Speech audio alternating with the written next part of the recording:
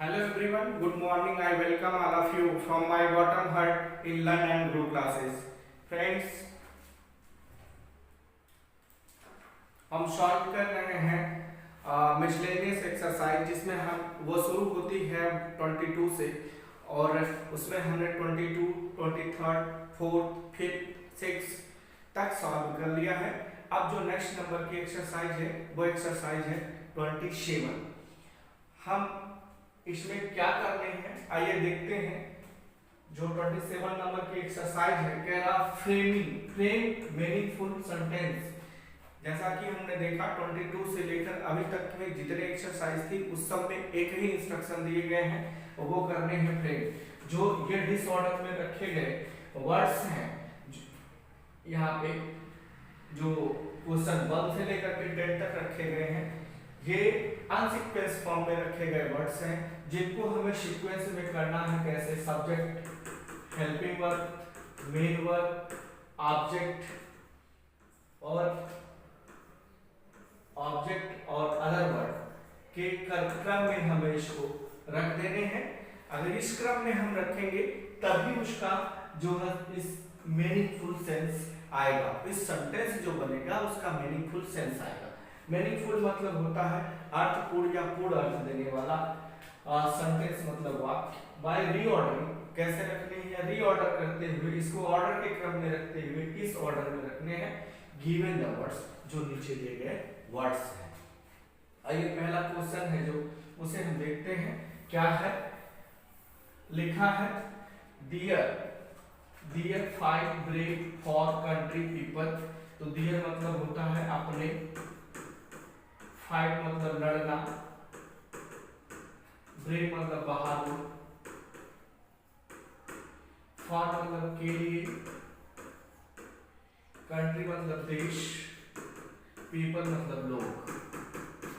तो dear fight brave for country people तो जो सेंटेंस बनेगा उसमें हम सबसे पहले सब्जेक्ट रखेंगे और सब्जेक्ट के रूप में होगा ब्रेव पीपल। क्या? बहादुर लोग। ब्रेव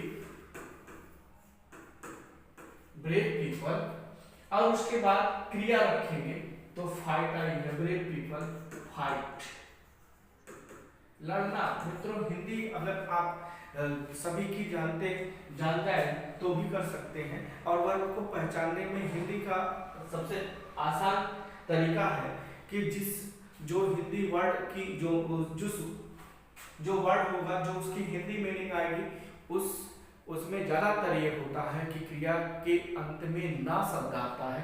जैसे देखिए लड़ना आया है, खाना पीना, टहलना, उठना, झगड़ना, मारना, सोना, गिराना इत्यादि ऐसे शब्द हैं जिनके अंत में ना आता है वो मोस्टली वर्ब होते हैं। तो ब्रेव पीपल फाइट, बहादुर लोग लड़ते हैं। क्यों लड़ रहे हैं? काहे लिए लड़ रहे हैं?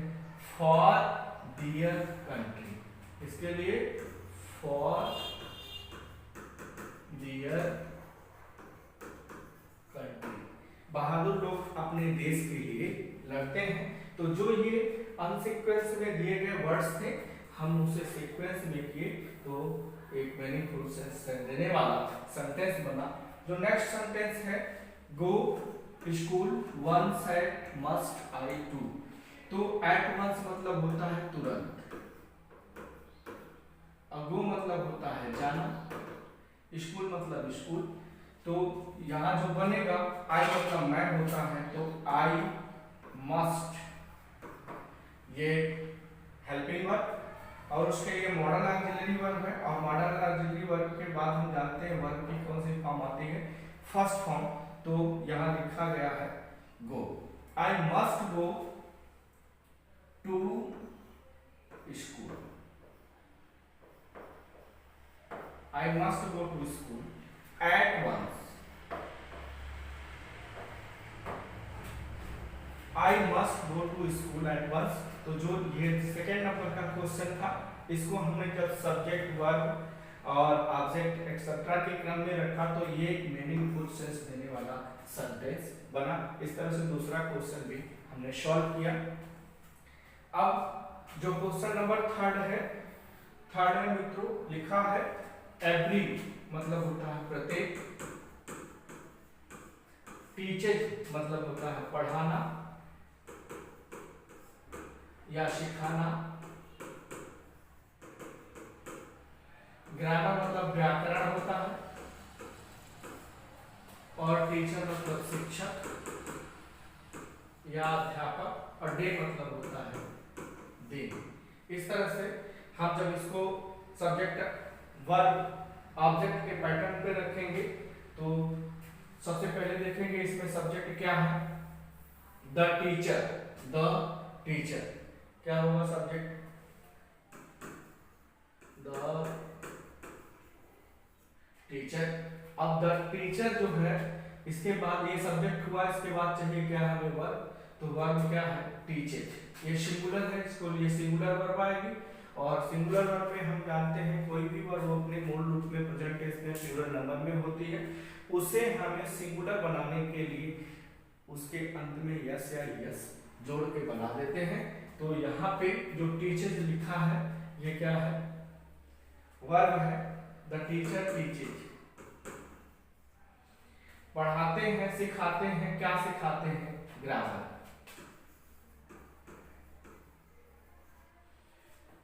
Every day, grammar every day, the teacher teaches grammar every day. तो इस तरह से जो थर्ड नंबर का था उसको जब हम रियल सब्जेक्ट वर्ब ऑब्जेक्ट के क्रम में रखे तो ये सेंटेंस बना, the teacher teaches grammar every day. अब नेक्स्ट क्रम में हम 4 नंबर का क्वेश्चन देखते हैं। 4th नंबर का क्वेश्चन है शुड, लिखा है should parents respected be us by. तो रेस्पेक्टेड मतलब होता है सम्मान करना या आदर करना।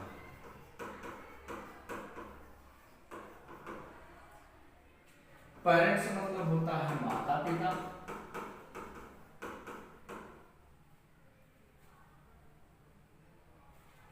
और बाय मतलब के द्वारा,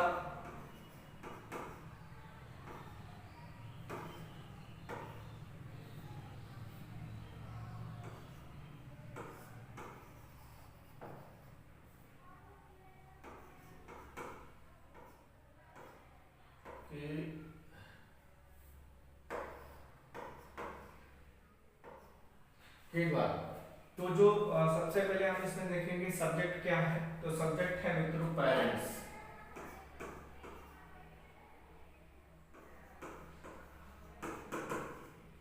फिर उसके बाद क्रिया लिखेंगे शुड,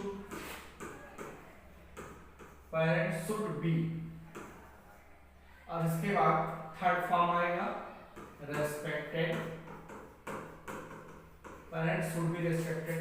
क्यों थर्ड फॉर्म आएगा मित्रों, क्योंकि ये जो सेंटेंस है यहाँ पे दिया गया ये पैसिव वॉइस में है, और हम जानते हैं पैसिव वॉइस जो होती है मॉडल ऑक्सिलरी के बाद जो वर्ब आती है वो थर्ड फॉर्म में आती है। जनरली होता क्या है मॉडल ऑक्सिलरी वर्ब के बाद वर्ब की फर्स्ट फॉर्म आती है, बट जब वो पैसिव वॉइस में होता है तो थर्ड फॉर्म आती है। तो parents should be respected by us, जो सेंटेंस बनेगा मीनिंगफुल सेंस देने वाला सेंटेंस बनेगा वो बनेगा parents should be respected by us, माता पिता का सम्मान, हमारे द्वारा माता पिता का सम्मान किया जाना चाहिए। अब जो नेक्स्ट सेंटेंस है वो नेक्स्ट सेंटेंस है क्वेश्चन नंबर है 5th है, और 5th नंबर का क्वेश्चन है कि राइजेज मतलब उगना,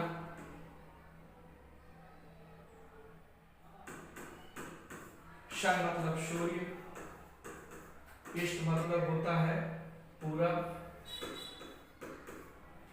तो जो सेंटेंस बनेगा सबसे पहले हम सब्जेक्ट रखेंगे और वो होगा द सन, और उसके बाद राइजेज क्रिया है, द सन राइजेज, सूर्य निकलता है या उगता है कहाँ, इन द ईस्ट, इन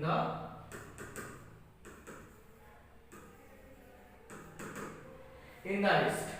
तो सूर्य पूर्व में निकलता है। इस तरह से जब हमने सब्जेक्ट वर्ब ऑब्जेक्ट के क्रम में रखा सेंटेंस को, वर्ड्स को, तो वो एक सेंटेंस बना, वो मीनिंगफुल सेंस देने वाला सेंटेंस बना। इस तरह से जो क्वेश्चन नंबर 5 था वो सॉल्व हुआ। अब जो अगला नंबर पे है वो है 6 नंबर का, a boy good his obeys elders. Elders मतलब होते हैं बड़ों, ओबेज मतलब आज्ञा का पालन करना, का पालन करना। हिज मतलब अपने, गुड मतलब अच्छा या अच्छे, बॉय मतलब लड़के, लड़का। तो जो सेंटेंस जब हम इसको रखेंगे तो सबसे पहले देखा हमने इसमें क्या है, सब्जेक्ट क्या है। तो वो सब्जेक्ट है अ गुड बॉय। तो सबसे पहले हम सब्जेक्ट के रूप में रखेंगे a good boy. A good boy always,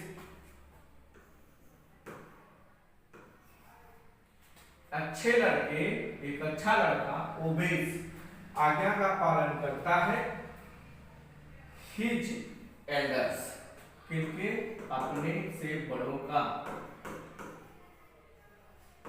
his elders जो अच्छा लड़का होता है वो अपने से बड़ों के आज्ञा का पालन करता है। इस तरह से जब हमने इसको रीअरेंज किया, रीऑर्डर किया, तो ये मीनिंगफुल सेंस देने वाला सेंटेंस बना। अब जो अगला क्वेश्चन है वो क्वेश्चन नंबर है 7। क्वेश्चन नंबर 7 में लिखा है लिप्स, लिखा है लिप्स। लिप्स मतलब रहना, मोहन मतलब मोहन और डेलही मतलब डेलही, इन मतलब में। तो जो मोहन है ये सब्जेक्ट के रूप में है, लिखेंगे मोहन और फिर क्रिया लिप्स इन डेलही, मोहन लिप्स इन डेलही। इस तरह से ये सेंटेंस रीअरेंज हुआ और एक मीनिंगफुल सेंस देने वाला सेंटेंस बना। वर्ड्स जो वर्ड्स थे सीक्वेंस फॉर्म में, हमने उसको सीक्वेंस में रखा और ये मीनिंगफुल सेंस देने वाला सेंटेंस का निर्माण किया। अगला नंबर है 8 का और वो है क्वेश्चन 8। प्ले मतलब होता है खेलना, बी मतलब हम लोग, एवरी मतलब प्रत्येक, हॉकी मतलब हॉकी, डे मतलब डे। तो सबसे पहले सब्जेक्ट के रूप में रखेंगे बी और उसके बाद क्रिया के रूप में बी प्ले। हम खेलते हैं, बी प्ले, क्या खेलते हैं, हॉकी, एवरी डे, कब, एवरी डे प्रत्येक दिन, we play hockey every day. तो ये जो अनसीक्वेंस फॉर्म में रखे गए वर्ड्स थे, जब हमने इनको एक पैटर्न पर, एक स्ट्रक्चर पे रखा सब्जेक्ट वर्ब ऑब्जेक्ट के क्रम में, तो ये मीनिंगफुल सेंस देने वाला सेंटेंस बना। अब क्वेश्चन नंबर है 9 और क्वेश्चन नंबर 9 जो है वो लिखा गया है इंजूरियस। इंजूरियस मतलब होता है हानिकारक, हानिकारक। हेल्थ मतलब स्वास्थ्य, स्मोकिंग मतलब धूम्रपान, फॉर मतलब के लिए। जो सेंटेंस बनेगा स्मोकिंग सब्जेक्ट के रूप में, और ये क्या है, जीरन, क्योंकि वर्ब की फर्स्ट फॉर्म में आईएनजी लगने से बनता है, जिसको हम डबल पार्ट ऑफ स्पीच भी कहते हैं। तो स्मोकिंग इज, और फिर इंजूरियस, इंजूरियस फॉर हेल्थ।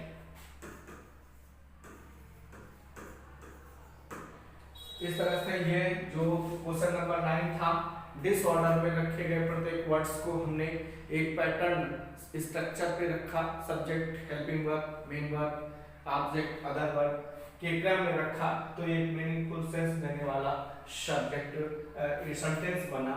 और यहाँ पे जो है ये इंट्रांजिटिव वर्ब है और इस इंट्रांजिटिव वर्ब की का ये कॉम्प्लीमेंट है एडजेक्टिव या फिर जो आया है।